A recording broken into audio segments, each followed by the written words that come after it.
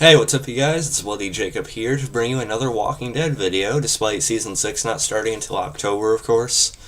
Um, Nonetheless, I'm still going to do discussion videos like the favorite character videos I've done lately. And this is one of my last couple ideas for it, so if you have any other ideas for Walking Dead videos for me, feel free to message me or comment or whatever you want to do, as well as, of course, participating in the topic of the video. And this topic is my top 5 favorite episodes of the series so far. So out of all the seasons, what are my favorite episodes? At this point, to where we are in the series.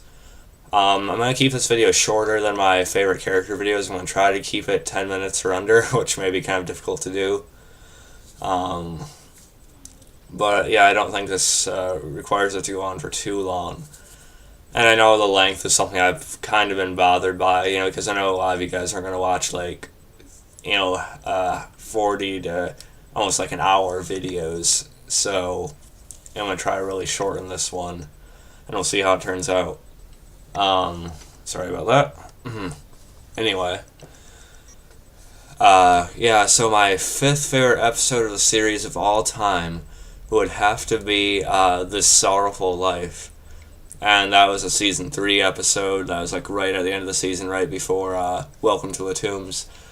And The Sorrowful Life, it made the list mainly because of Michael Rooker's Merle's involvement in it. And it's one of my favorite episodes because just the way they wrote Merle's character throughout the whole series was absolutely brilliant. I just can't really put it in any other lesser way, because we see Merle in the second episode of the series, I believe, back in Season 1. And we see, he's like this redneck, this racist, stereotypical douche. You know what I mean? And Michael Rooker is very entertaining as that version of him, as that part of the character. No question about it. And then we see him again as a hallucination of Daryl's in Season 2. But then once Season 3 hits, we actually see where Merle's been at. We see, he had to, of course, he had to amputate his own hand after, being handcuffed to the roof, during Season 1. And then eventually, he was found by the governor and became one of Woodbury's primary workers, we'll say. And when Andrea seen him again in Season 3, he surprisingly had some sympathy for her about, losing her sister. He said she was a good kid and stuff like that. And then, of course, he was asking about his brother, Daryl, of course, and, if he was still alive. And Andrea hadn't seen him in months, but, as far as she knew, of course, he still was alive. And then Merle started pushing the governor to, maybe go out on a search party to try and find his brother, because Andrea gave him the location of the farm and things like that. But, of course, the governor, didn't want to send all his men out there, on a wild goose chase, pretty much. Or like a needle in the haystack kind of thing, as far as their chances of actually finding Daryl. But, also, it's just because the government doesn't really care that much, too. But, anyway, so that was, the first step. And then when he also, interrogated Glenn when, he captured him and Maggie, he beat him a little bit. But you could tell Merle didn't really like letting the governor, sort of basically almost assault Maggie in the way he did, sexually. Having her take her top off and things like that, her bra and stuff like that. But, this is the way he came into this Sorrowful Life episode is very interesting, and they just really expanded upon it once he joined the group after the mid-season finale of Season 3. Of course, when he's seeing the scars on Daryl's back, seeing how much their father abused him after he had left home. And then the way they did him in The Sorrowful Life, he was thinking that he was going to have to be the bad guy. He was going to have to do the dirty work for Rick and the rest of the group by bringing Michonne over to the governor. But, then he has that good line to Rick about, you hand her over to him for a shot. You're cold as ice, Officer Friendly, or something along those lines. Of course, I butchered it. And then once Merle is taking Michonne, they're on the road. Michonne actually gets into Merle's psyche a little bit. We figure out that Merle hadn't actually killed anyone prior to meeting the governor. except maybe in the wars he was involved in and stuff like that with his military experience. But that's kind of a different scenario. And he hadn't actually killed anyone in the manner he did for the governor, until he did meet him, and so the governor really just pushed him to turn to something he never actually was, and Merle sort of talks about how he's killed 16 men since this whole thing started, and you can see it actually weighs on the things he's done to people, and as Michonne points out, this is one of my favorite lines of the whole series. A bad man, someone truly evil. Well, she says, you talk about the weight of what you have to do. A bad man, someone truly evil. They're light as a feather. And because Merle actually feels a bit of remorse or guilt over the things he's done, means he's not truly an evil person. And he's not quite as off the hinges as the governor is either, clearly. Even though Merle definitely has his moments. And Merle, so I love the scenes between him and Michonne while they're on the road. And Merle actually ends up letting Michonne go, and then he actually tries to kill the governor himself.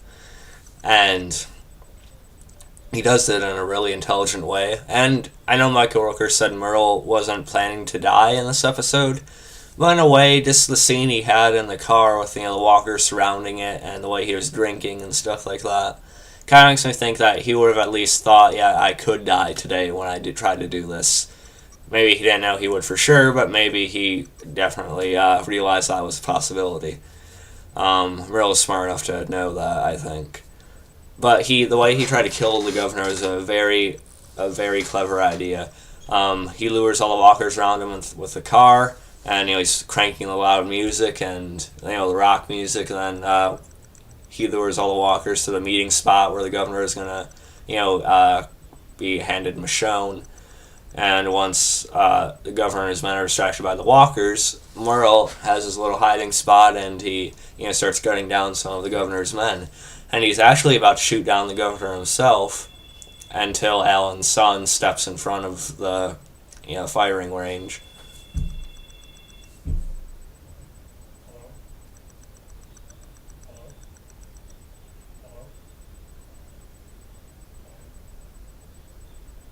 Okay, anyway, that was a phone call. Sorry about that. But anyway, and so the governor would have been killed by Merle right there hadn't it been for that coincidence of Alan's son just walking in front of it at the perfect time, or the wrong time, depending on how you look at it. And so once Merle accidentally shoots Alan's son instead, he is spotted. And then there's a walker that comes up behind Merle, but Merle is able to kill it, but now without tussling around with it for a little bit too long. And then the governor and his men find Merle, and then the governor's men beat him down a little bit before throwing him in with the governor himself. And then the governor just brutally beats down Merle, then proceeds to kill him. He bites off Merle's fingers, and he shoots him in the chest so he'll turn into a walker. Which is a fate that's worse than death, really. And yeah, someone would argue that Merle should have been able to beat the governor in a one-on-one fight. And yes, that kind of makes sense, especially with the fact that Merle had that military training and military experience. But you could also argue that maybe Merle was a little bit drunk here. Maybe he wasn't quite as focused as he normally would have been. But then you all could also say, well, he was such a great shot just a couple of minutes beforehand. So I don't know, but then the governor isn't just a little girl either. He is a very brutal fighter. We see him, killing walkers with his bare hands in pits and stuff like that. So, yeah, and plus, the governor's men had stomped him to the ground a little bit before that. So, yeah, and then Daryl unfortunately finds Merle later, and it's a very sad scene. Some very great acting from Norman Reedus here when he finds his brother as a walker, and he has to put him down. He takes all his rage, but then also all his grief over what happened to him. But it was just great to see Merle's character really develop so well, coming full circle to actually, for the most part, redeeming himself. And I saw that as a great idea for the character and for the story. And I just wish Daryl would have been a little bit more pissed about what the governor did to Merle, because we didn't really ever hear it mentioned again, which is really annoying. But Like maybe Daryl should have been looking for the governor with Michonne or something like that. I don't know. But nonetheless, a great episode and a great development for Merle, and unfortunately, a very sad death as well. Sad and brutal. But yeah, so number 5 would be The Sorrowful Life. My number 4 favorite episode of all time would be Better Angels. And this was the episode just before the season finale of season 2. This was Shane's final episode. And if you guys didn't know, Shane was my favorite character while he was still on the show. I just feel like I could relate to him. I could feel for him despite some things, that he did. And, I just feel like he was, really realistic to the world. He was, ahead of his time because, as we see nowadays, Rick sort of adapted his way of thinking for survival.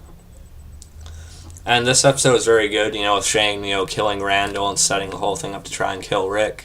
But another thing that I really loved in this was when Lori actually apologized to Shane.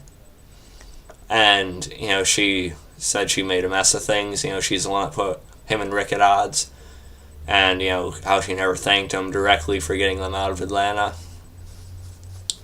And, she also admitted she doesn't even know whose baby it is. And we still don't know who's the father of Judith at this point. I'm kind of thinking it's going to be Shane, but I'm not sure if we'll ever be able to actually find out for sure.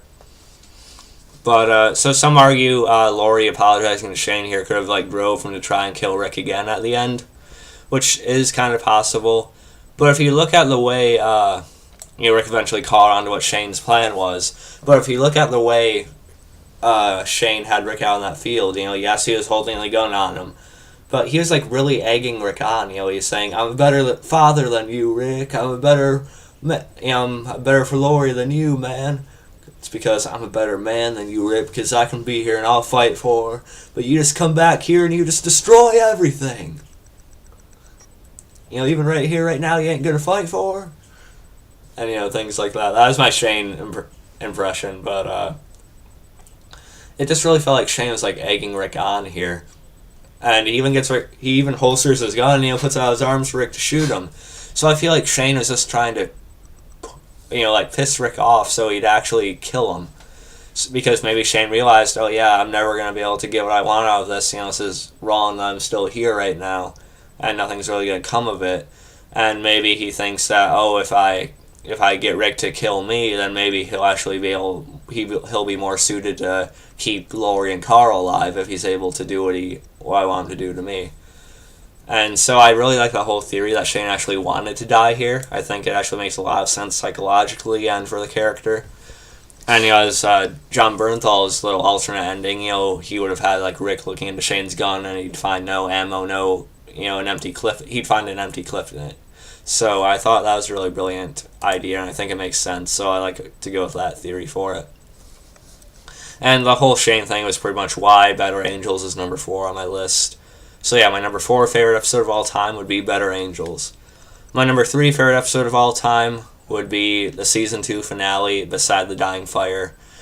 And that was the episode right after Better Angels, and it's my favorite season finale, even up to this point. I know I put Too Far Gone ahead of this one, but that was a mid-season finale, even though it felt like a season finale, but we can get into that in a couple minutes. But as far as actual season finales go, this one was my favorite, because we had the aftermath of, Shane's death, of Carl, having to shoot a zombified Shane, luring the horde, that huge zombie horde, which we haven't really seen a very larger size of since. We've seen a whole group of them in season 4 and stuff like that, and various other times. But just the scale and the whole chaos of all the action that was going on, along with the grief over Shane that Rick was feeling. And I just feel like the way Andrew Lincoln sold that as well. This was you, not me, not me. But you're the one that did this to us. But yeah, just the way, that was interrupted by the horde, and then, Rick trying to get Carl to safety, and of course, using that match to, burn the walkers in the barn, and so they'd all be lured to all the light and the stuff like that. The other characters driving around trying to, kill as many walkers as they could. And with Herschel with his unlimited ammo, with the shotgun being such a sharp shot, it was really cool to see as well. He just wanted to go down with his ship, the captain basically wanted to go down with his ship until Rick saved him instead. And then, of course, Andrea getting separated from the group, and Michonne's first appearance, even though it wasn't Denai Guerrera, it was still the character's first appearance. And, I like seeing Andrea getting separated from the group because we got to see her, like, how she could actually kill those walkers, and she kept running and running, and she still had enough energy to kill a few more before they finally caught up to her, and Michonne saved her. So that was a good cliffhanger, I think. And, also with Rick revealing at the end, how they're all infected. That's what Jenner told him back at the CDC in season 1. And, of course, with Rick also revealing to the rest of them that he killed Shane. They were pretty put off by it, even though Shane was getting on a lot of their nerves. And, Lori's reaction to it was pretty telling as well. She was pretty pissed over it, even though she wanted Rick to do something about it, which is kind of contradicting. But nonetheless, still very good performances. And what made this episode was definitely the action on the farm, though. It's chaotic, like I said, on a really pretty big scale for the show, especially during season 2 when their budget was cut in half. And that was just a lot of intense stuff throughout as far as it goes. And also some good character moments as well.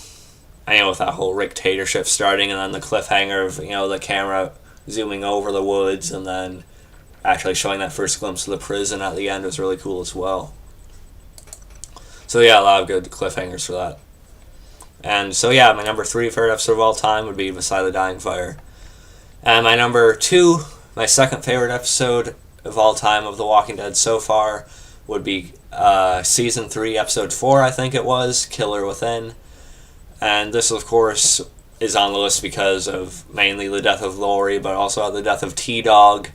And, of course, I think the character's name was Andrew, one of the prisoners. He sounded the alarm, causing all those walkers to come in after he cut the fence open and things like that. And no one, literally, I don't think anyone expected this big of an episode to take place right just at the start of season 3, really. Let alone such a big character death.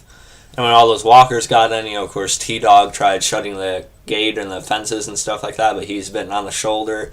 And he actually goes out like a hero. He saves Carol by, basically, shoving himself into the 2 walkers to hold them off while Carol got away. And unfortunately, he is, of course, devoured and stuff like that. And, it's kind of sad when Herschel asks about, what about T later on, and of course Rick and Daryl come across T-Dog's, just completely, devoured body and stuff like that. T-Dog was a character, we didn't really see much of. He never got really many lines, and they kind of teased us going into season 3, saying his role would be expanded. Only for him to get killed off in the very early part of the season. So T-Dog was a character I don't think a lot of us really cared about too much. I didn't really care about him too much, but it was still a pretty big surprise when we seen him die, because he had been around since season 1. So we were kind of used to having him around in some capacity. So it's still pretty sad to see him go, but at least he went out in a really honorable way. So I thought that was pretty cool. And of course, with Lori being pregnant, she unfortunately started happening while while they were trying to get away from the walkers. With her, Carl, and Maggie, and Lori just she basically sacrificed herself for Judith. For Judith to be born the right way in the end. Not the right way, but for Judith to survive, they had to do that C-section, and Maggie had to cut her open. And this is the way Lori said goodbye to Carl. Let's see if I can find the exact quote, because what she said to Carl is absolutely brilliant. And Sarah Wayne Callies. I know a lot of people hated Lori. A lot of people still hate Lori, along with Andrea. But despite that, you have to admit that Sarah Wayne Callies, even if you didn't like the character, she did a really, really good job in the role. She's a fantastic actress. You got to give it to her. And her goodbye to Carl is just so emotional, man. She says, "You're going to be fine. You're going to beat this world. I know you will. You are smart, and you are strong, and you are so brave. I love you, and I love you. You got to do what's right, baby. You promised me you always do what's right. It's so easy to do the wrong thing in this world. So if it feels wrong, don't do it, all right?" If it feels easy, don't do it. Don't let the world spoil you. You're so good, my sweet boy. Best thing you ever did. I love you. I love you. My sweet boy, I love you. And so that was really upsetting to see. Just her whole goodbye to Carl, especially. And, like I said, even if you hated Laurie's character, you had to sort of feel for her in this scene, I think. I know some people are probably cheering for her, but seriously, come on. You can't watch that and not feel anything for the character. And if you do, well then... and if you don't, then... I don't know. Sorry about that. It's a little bit extreme. I apologize. But, so yeah, just the way Sarah Wayne Callie's acted out of that scene was really impressive. I thought the emotion she evoked for the character, that was great. And then, of course, what really made the episode for me was Rick's reaction when Maggie walks out with the baby, and Carl had actually put Laurie down, right before that, which was really traumatizing for Carl to do after, even if it wasn't. It was already traumatizing enough seeing his mother die, but having to shoot her in the head himself to prevent her from coming back as a walker was... Ugh. But Rick's reaction, I know a lot of people mock the whole Andrew Lincoln's choice of the acting in the scene, with no, and things like that, but I just thought it was really good. I just thought he did really well in this scene because, like I said before, if you experience something like this, you're just gonna break down. You're gonna lose it, okay? And when you're sobbing like this, when you've completely snapped and just, like I said, lost it, you're gonna be out of control like this too. It's not gonna be pretty. So I think it was still pretty realistic to the way anyone would react to this, really, under these circumstances, especially. And I just thought Andrew Lincoln's acting is phenomenal in this. And, of course, the way he looks at Carl after, realizing that he had to see all that and he had to put her down. This really, really traumatizing to both of them. And it still leaves a scar on all of them as it is, I think. And just the path that sent Rick's character down for the rest of the season. When he started hallucinating, he sort of snapped a little bit, which I thought was really realistic. And it's still one of my favorite times for Rick's character. Just seeing him having to go down that journey of hallucinating Laurie, that conversation with Herschel he has at the fence, of, seeing her and things like that. And then eventually it leads to the season 3 finale of, him not giving Governor Michonne and, saving those people from Woodbury. Then he actually stops hallucinating Laurie. Then he sort of, realizes, I was trying to show him to do the right thing. And so I thought it all came full circle in a really, really good way. And it was just fantastic seeing Andrew Lincoln act that whole journey of Rick's out, that whole emotional struggle and things like that. It's just phenomenal, man, phenomenal. So yeah, my number 2 favorite episode of all time would be Killer Within. And now we're almost done with this video. I know it went over 10 minutes, but this one will be under 30, I promise you. And so my number 1, my favorite episode of all time of The Walking Dead, at least up to this point, is Too Far Gone, the season 4 mid-season finale. This one was honestly better than any actual season finale we've had. Even though as much as I liked Beside the Dying Fire, even the season 1 finale of the CDC was really good. Welcome to the Tombs was a tease and Andrea's death was knowing, but it was still decent. And season 4 finale is okay. And season 5 finale Conquer was pretty good, but still not nearly on this level. And it was just funny how Too Far Gone, it was a mid-season finale, yet it felt like a season finale, and it's better than all the actual season finales, in my opinion. And just the action we got, of the governor taking Herschel and Michonne hostage, and Rick's speech at the fence, the not too far gone, making Herschel smile before the governor decapitated him, was really good because it really shows how full circle Rick's character had come. And Herschel being able to see that Rick had gotten over it, he had been able to help Rick and guide him through that, was really, really a nice payoff. And seeing Herschel die was pretty brutal to watch. It was hard to see that happen to such a good character, you know what I mean? Such a good person, too, And, of course, Maggie and Beth's reactions and stuff like that, and Rick's reaction as well.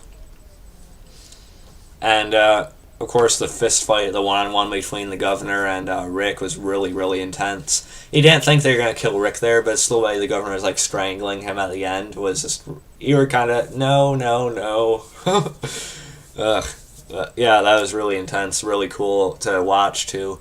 And, with Mitch bringing in that tank and Daryl, putting that grenade down there and, also using, like, a walker as a human, as, like, a meat shield, basically. And, Daryl putting the grenade down the tank and then, executing Mitch with the arrow to the chest was really cool. And then also the mystery of whether Judith was still alive or whether she was devoured by walkers or what was, a decent cliffhanger, too. And, the prison being destroyed was, like, really chaotic, like, again, on the scale of, beside a dying fire and stuff like that. Not as many walkers, but this is probably the most intense, like, human action we've seen on the show so far. And, the governor, he's been around since the beginning of Season 3, and to see it have such a great payoff, like a season and a half later, was just felt so good and very satisfying. And, just before the governor could kill Rick, Michonne impaling him on her katana was really a good choice as well for Michonne to be the one to really give the killing blow to the governor, even though Lily had put him down a little bit later, but it was Michonne that gave him that, like I said, the killing blow, the kill shot, basically. That would be the end of him. And, yeah, it was very fitting for Michonne to be the one to do that, because she could avenge Andrea and things like that. I still wish Daryl would have had a hand in that, because it would have been good to see him get some direct payback for what happened to Merle. They should have written that a little bit better, I think, but it's still fitting to see Michonne be the one to do it. And, of course, the group getting separated and all the grief over Rick and Carl thinking Judith was dead was really painful, but yeah, fun to watch, if that doesn't sound twisted. But, as fans, it was fun to watch it. And great acting all around as well. Especially Rick's speech, about not being too far gone. And we've seen the governor actually almost hesitated. He was, like, lowering the sword at first until he, like, snapped back into it, and then he, swung the sword and decapitated Herschel. But, of course, we've seen him, like, sort of, like, snapping that in a similar way, during his solo episodes and, like, Dead Wade and stuff like that. So, yeah. Too Far Gone at this point is my favorite episode of the series so far. It'll be really hard for any episode to top this, but the only time I can see it is maybe like when the whole Negan thing is introduced and All Out War is going on or something, I'm not sure. Or maybe like one of the final episodes of the series, or when Rick dies or something. Those are like one of the only few things that might be able to be on the same level. But for now, my number one favorite is Too Far Gone up to this point. And so yeah, that's my basic video. I'll go over the list real quick again. My number 5 favorite episode of all time up to this point would be This Sorrowful Life. My number 4 favorite episode up to this point would be Better Angels. My number 3 favorite episode up to this point would be Beside the Dying Fire. My number 2 would be Killer Within. And my favorite all time, as I just went over, would be Too Far Gone, the mid-season finale of Season 4. So yeah, there's my list. Feel free to leave a comment and tell me your favorite episodes of the series so far and why. You can discuss any of the ones on the list with me or ones I left out. I would love to talk about it with you guys. So yeah, I hope you guys enjoyed this. And my other idea for a Walking Dead video later will be talking about my favorite season in general of all time. But we can get into that later. That'll be down the road at some point, I'm sure. And we'll be doing a video a little bit later, actually doing a figure review, because I got some money today, and I got it a couple days ago, but so I went out and picked up the Game of Thrones Legacy Collection Tyrion Lannister figure. It's a decent likeness. It's not the best. It's not like on the level of NECA or anything like that. It's by Funko. But, I still like Tyrion a lot. I love Game of Thrones, and Tyrion's by far my favorite character, so you'll see a review on that figure later. But yeah, we'll see that later on. And so yeah, I hope you guys enjoyed this video, and peace.